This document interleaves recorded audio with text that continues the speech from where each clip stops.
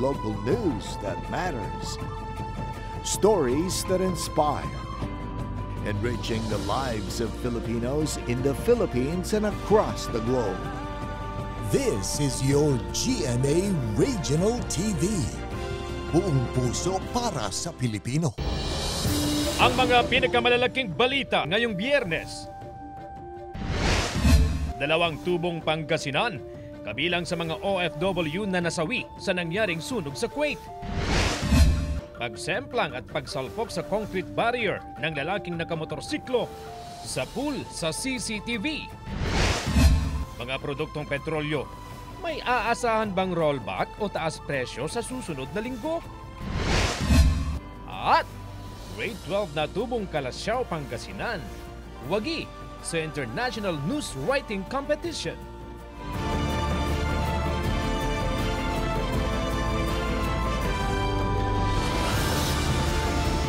Ito ang GMA Regional TV 1 North Central Luzon.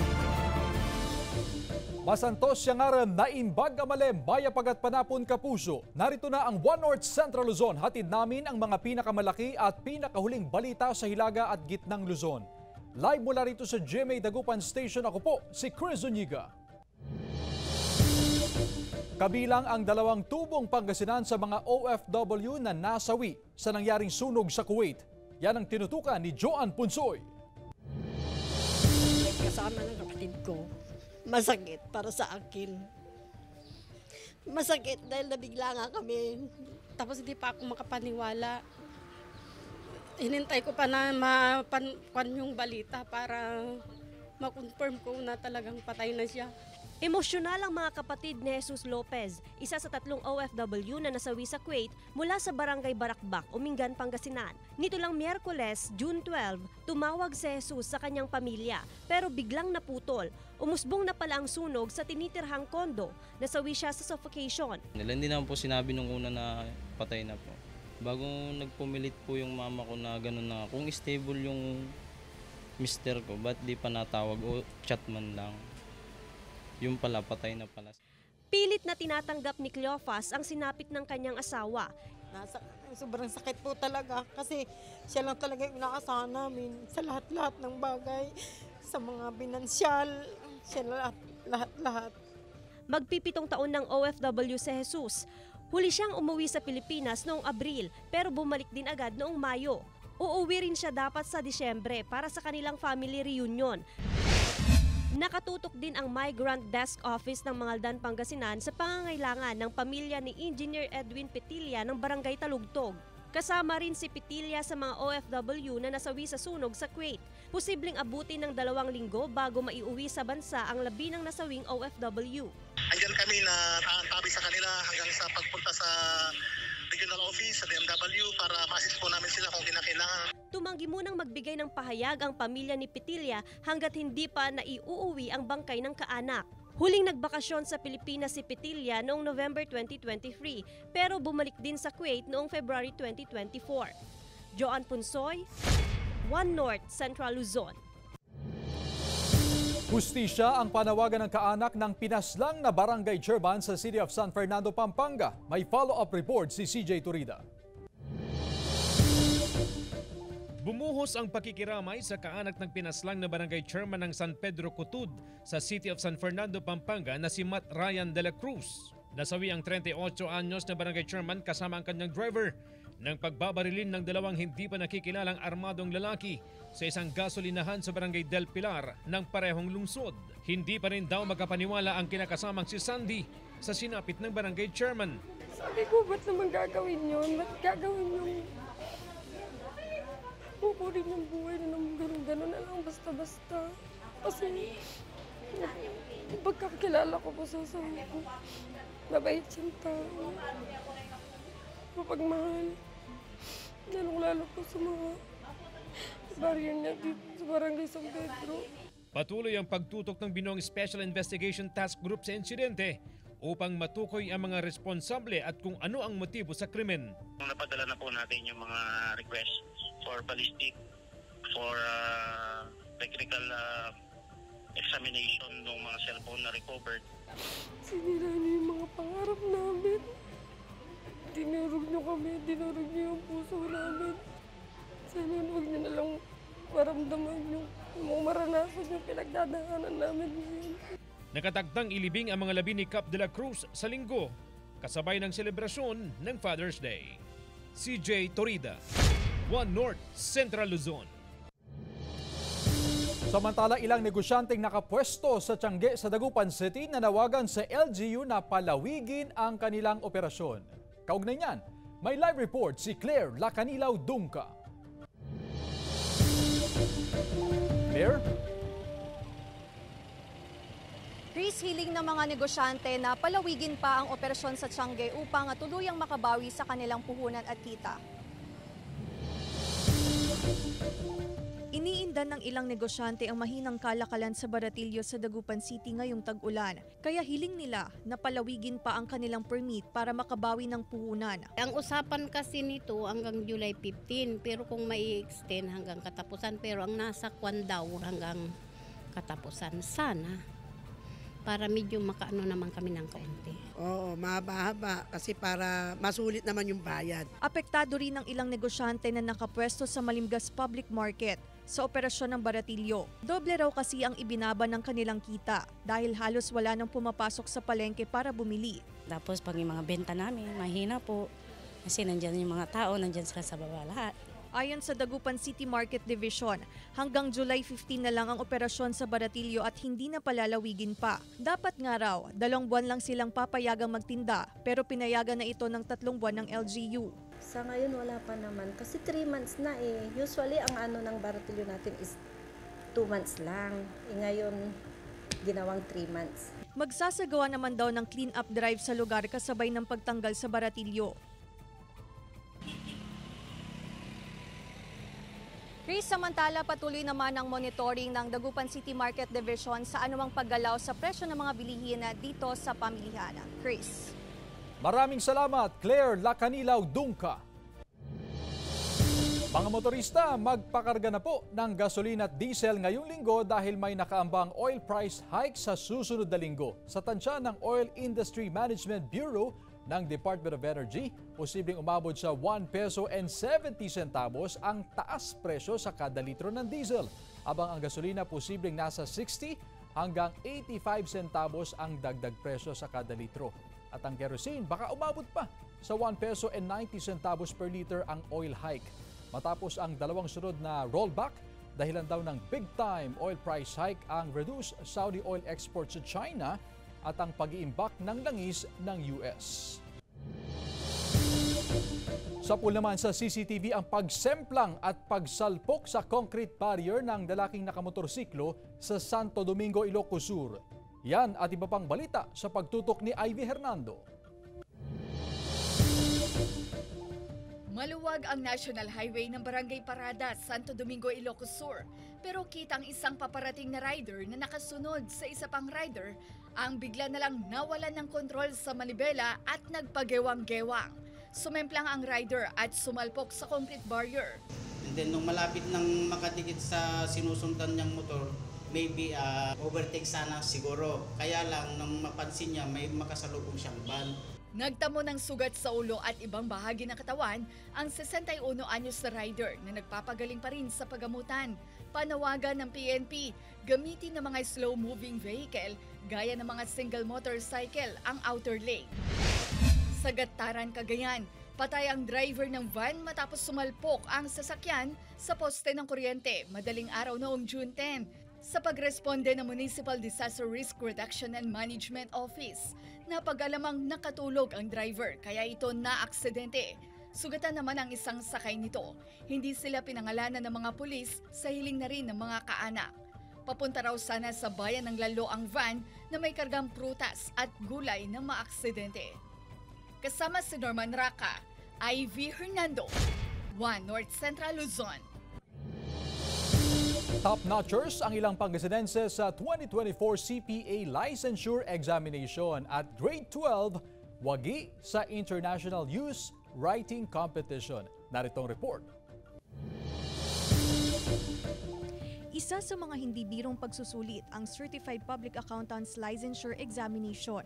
Kaya raw sineryoso at pinaghandaan ito ni Victor Nunez Cayago na tubong Dagupan City. Kaya hindi lang siya nakapasa, kundi top 10 pa.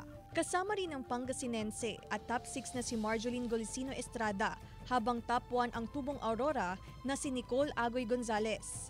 Kwento ni Vic, nakapasok siya sa kolehiyo dahil sa scholarship. Ngayon, trabaho na raw mismo ang lumalapit sa kanya. Sabi nga nila, investment in knowledge pays the best interest.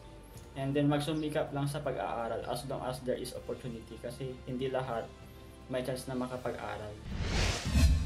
Isang aspiring journalist naman na tubong Kalasyaw, Pangasinan, ang silver medalist sa isang international news writing competition sa Hong Kong. Kwento ni Arian, hindi naging madali ang pagsali sa international competition dahil na rin sa gastos. My writing journey started when I was in grade 1 or grade 2. I remember being scolded by a relative, and as a child who doesn't want to be seen as disrespectful, I kept my feelings to myself. And instead of showing my tears, I grabbed my pen and paper to write down everything. Kaka-graduate ni Arian ng grade 12 at balak niyang ituloy ang kursong journalism sa kolehiyo. Claire Lacanilaw, Dungka, One North Central Luzon. Ito ang GMA Regional TV One North Central Luzon.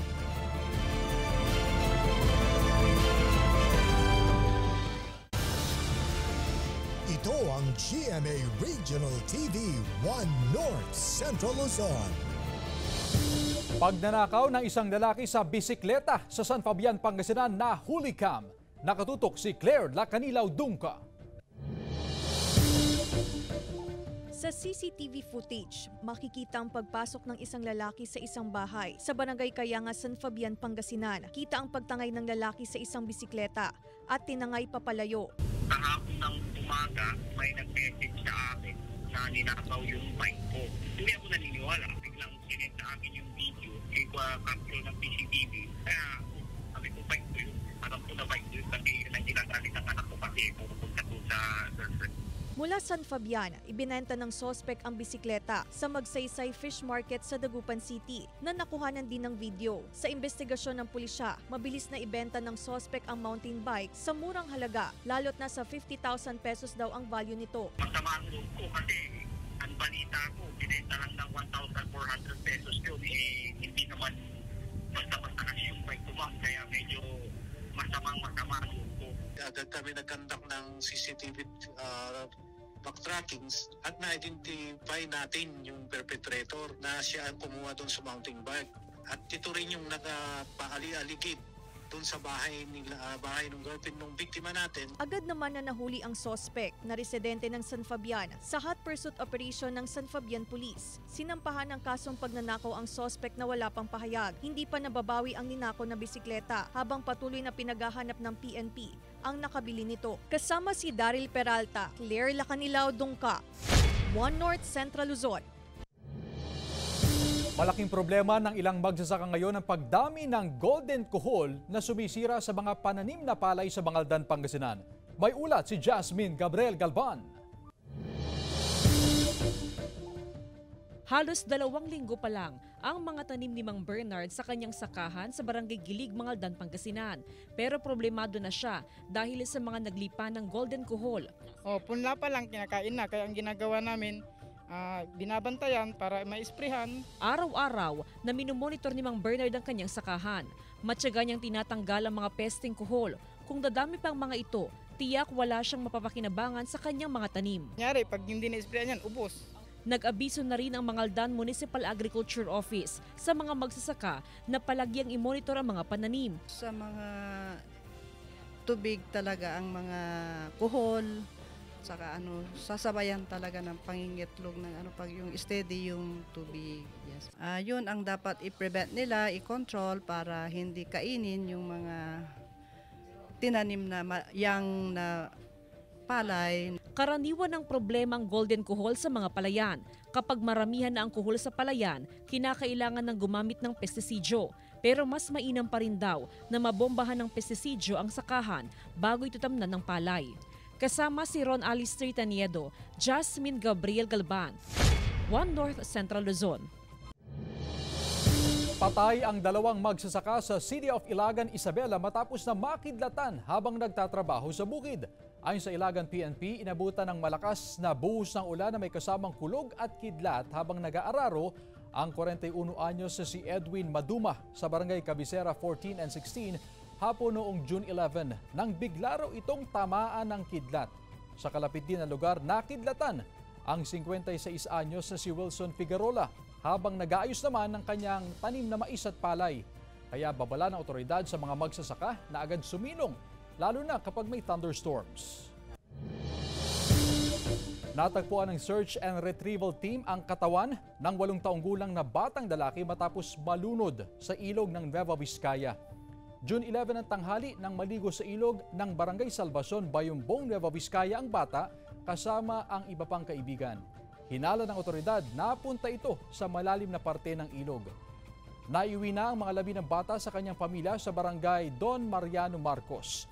Habang patuloy ang babala ng otoridad sa publiko na delikado maligo sa ilog dahil sa biglaang pagtaas ng antas ng tubig dulot ng pag-ulan. Sa ibang balita, naitalang dengue cases sa Dagupan City umabot na sa 41 kaso mula Enero hanggang Hunyo ng 2024. Sundan sa report. Simula Enero hanggang sa kasalukuyan, umabot na sa 41 na kaso ng dengue ang naitala ng City Health Office sa Dagupan City. Wala namang naitalang nasawi sa dengue. Maigpit na tinututukan ng City Health Office ang posibleng pagtaas ng kaso ng dengue, lalo na ngayong tag-ulan. Ang trend usually kasi, ang pagtaas niya is during rainy season. So sa ngayon, parang plateau pa yung ganon, pero baka etong mga susunod na months, medyo dadami na ganon na. Para maiwasan ang posibleng pagtaas ng dengue cases, pinapaigting na ng City Health Office ang pagsasagawa ng fogging at misting operation sa mga barangay maging sa mga paaralan. Nakahanda rin daw ang pamamahagi ng larvicidal na pampuksa sa mga kitikiti at mga gamot para sa lagnat at oresol para maiwasan ng dehydration kapag tinamaan ng dengue fever. Bawat sitio talagang may naka-assign na kagawad, and at the same time may mga BHWs tayo. So when it comes to the stagnant waters naman, ay talagang tinututukan na ng bawat health workers natin yon sapagkat iniiwasan natin yung mga possible na magkaroon ng waterborne illnesses ang ating bawat sitio. Ayos naman po para maiwas sa dengue. Walang magkakasakit ng mga bata. Binabantayan din ng City Health Office ang mga low-lying barangays na madalas may naipong tubig sa paligid na posibleng maging breeding grounds ng Aedes aegypti o dengue-carrying mosquito. Pinayuhan ng mga residente na paigtingin ng 4 o'clock habit. Kasama si Daryl Peralta, Claire Lacanilao Dungka, 1 North Central Luzon. Nagsagawa ng inspeksyon ng DPWH sa gumuguhong bahagi ng isang coastal barangay sa Vigan City. Narito ang report. Panghihinayang at takot ang nararamdaman ni Mary Jane Ablog habang pinagmamasdan ang dating kinatatayuan ng kanilang bahay na gumuho noong Enero. Patuloy daw ang pagguho ng lupa, lalo na kung tuloy-tuloy ang pagulan. No tidak nagkumamin di pay makaturturo nga mang pampanunot. Dito launay ti karkarara ko malpasin. Mairugin ta malpasin. Ang mga punong ito ay itinanim pa ng pamilya Ablog sa pag-asa makatulong upang hindi magiba ang kinatatayuan ng kanilang bahay. Nagawa pa nga nating lakaran noon, pero sa paglipas lang ng maiksing panahon, naging dagat na ang mahigit 100 metro ng kanilang lupa. Muling nagsagawa ng inspeksyon ang DPWH at chairman ng Committee on Infrastructure ng Vigan City. 100 million pesos ang inilaang pondo ng city government para sa 560 meters na rehabilitasyon at konstruksyon ng seawall, habang 40 million pesos mula sa DPWH para sa 217 meters na seawall. Yung dalawang kontrata hindi abot hanggang dito. Diyan lang sila abot yung 777. Hahanap raw ng pondo na siyang magdurugtong sa proyekto ng LGU at DPWH para mabuo ang seawall. Pinag-aaralan din ang paglalagay ng groin. So for funding, yun ang mga proposal namin. At the same time, dapat may continuation hanggang sa San Pedro yung seawall. Sinimulan na ngayong buwan ang rehabilitasyon at konstruksyon ng seawall sa lugar. Kasama si Norman Raca, Ivy Hernando, 1 North Central Luzon. Ito ang GMA Regional TV 1 North Central Luzon.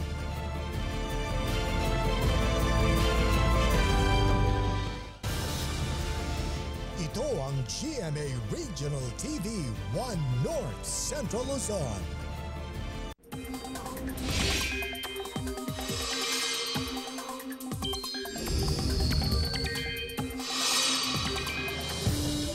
Mga kapuso, walang inaasahang mabubuong sama ng panahon sa bansa ngayong weekend. Ayon sa Pag-asa, ang nakakaapekto ngayon ay ang mahinang southwest monsoon o habagat sa western section ng Mindanao. Pero bukas, inaasahang hahatakin ito palayo sa bansa ng ridge of high pressure area, kaya posibleng hindi makaapekto sa weekend.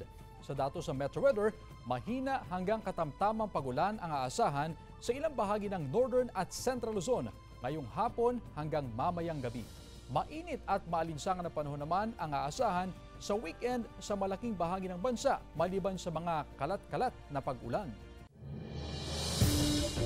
Barangay chairman at kanyang kapatid sugatan sa pananambang sa Bangged Abra. Kanilang bayaw, patay. Tutukan sa report. Dinala sa ospital si Chairman Robert Bio ng Barangay Kalot, Bangged Abra matapos tambangan kaninang umaga. Sa inisyal investigasyon ng otoridad, minamaneho ni Chairman Bio ang kanyang van kasama ang kanyang bayaw at 2 kapatid. Dadalo sana sila sa isang hearing sa korte sa bayan nang sila tambangan ng hindi pa nakikilalang mga salarin. Nasawi ang bayaw ng chairman na si Demi Peralta. Sugatan naman ang chairman at isa niyang kapatid. Ligtas ang isa pang kapatid ng chairman.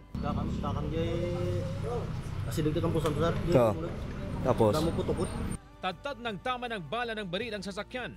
Nagka-recover ang soko ng ilang mga basyo ng bala mula sa shotgun, M16 at caliber 45 sa crime scene.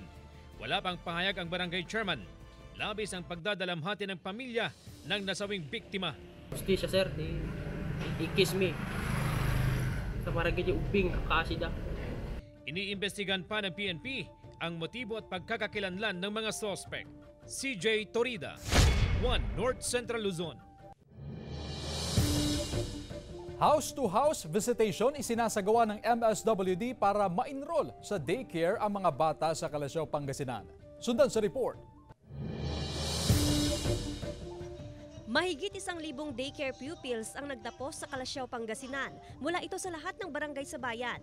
Mahalaga raw na sumailalim sa mga programa ng daycare ang mga bata na edad 3 hanggang 4. Para pag kinder na po, hindi na po siya mahirap pa mag-aral, magsulat, magbasa, at saka yung coloring po, tsaka yung alphabet. Matuto po siyang makisalamuha sa mga katulad niyang bata, tapos matuto na siyang maging independent. Kasabay ng bakasyon ng learners, puspusan ang pag-iikot ng mga kawani ng MSWD sa mga kabahayan para mapa-enroll sa daycare centers ang mga bata na edad 3 hanggang 4. Requirement na rin kasi ito bago mag-kindergarten ang mga learner.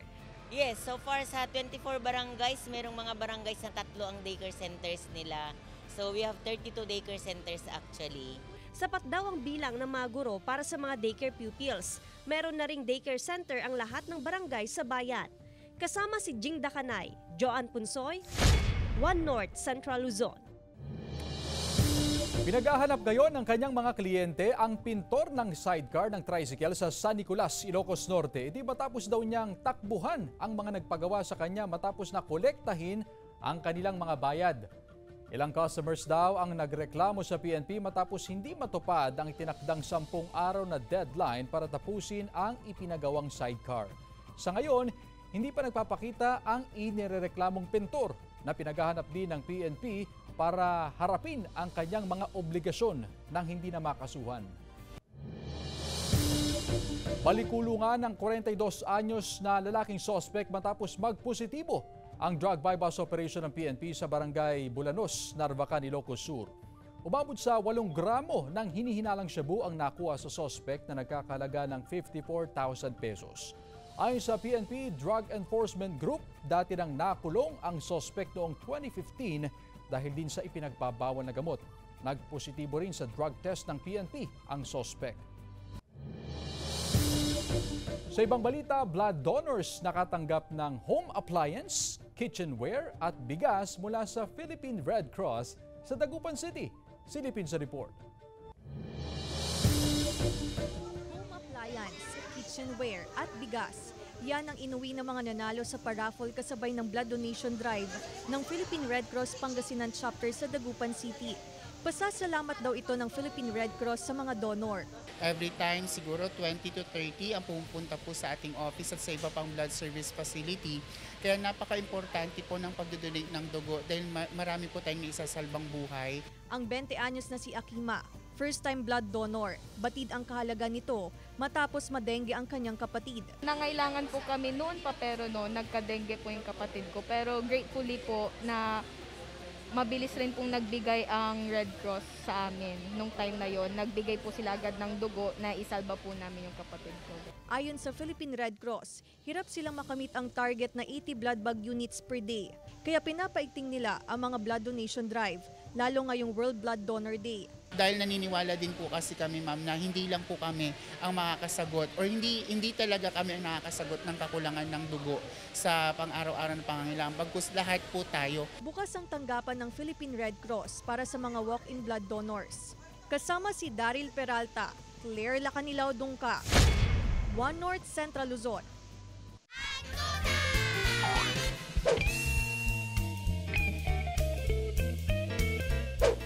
Ayaw mo kapag maulan? Ayaw ko pag maulan. Ayaw kong magkasakit. Mahirap po sa daan, ma'am. Tapos kasi madulas sa daan, mahirap bumiyahe kasi maraming baham. Yung nababasa ako.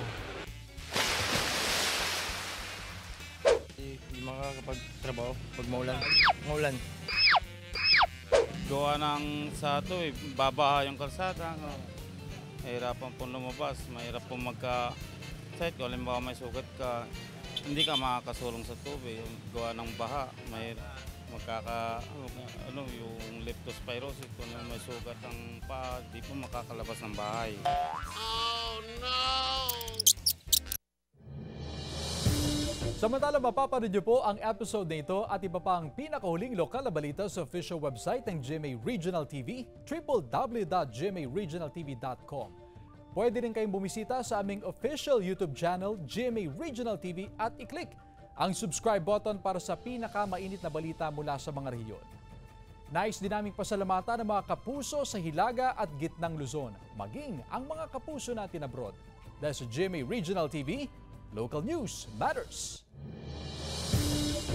At yan ang mga pinakamalaki at pinakahuling balita sa Hilaga at Gitnang Luzon. Maraming salamat sa pagsama sa amin pati na ang mga kapuso sa ibang bansa na tumutok sa mga balita sa rehiyon. Ako po si Chris Zuniga. Kami ang GMA Regional TV, One North Central Luzon. Buong puwersa para sa mas malaking misyon at mas malawak na paglilingkod sa bayan.